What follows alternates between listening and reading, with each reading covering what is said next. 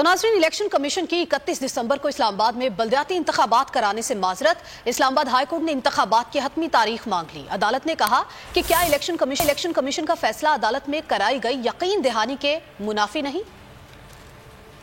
اسلام آباد میں بلدیاتی انتخابات سے متعلق درخواستوں کی سماعت لاء افسران اٹارنی جنرل اشتر اوصاف ایڈیشنل اٹارنی جنرل عدالت میں پیش۔ اسلام آباد ہائی کورٹ میں سماعت کے آغاز پر عدالت نے استفسار کیا کہ کیا الیکشن کمیشن 31 دسمبر کو انتخابات کرانے کے لیے تیار ہے، جس پر الیکشن کمیشن حکام نے کہا کہ مشکل ہے۔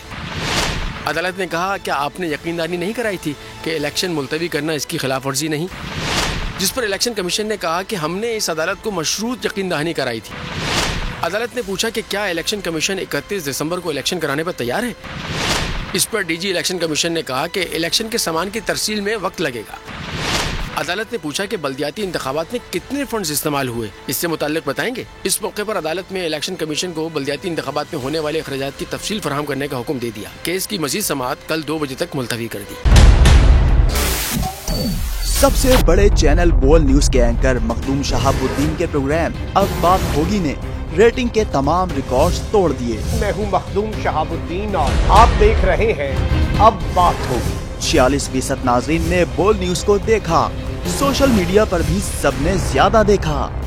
سبسکرائب کریں اور بیل دبائیں تاکہ کوئی خبر رہ نہ جائے۔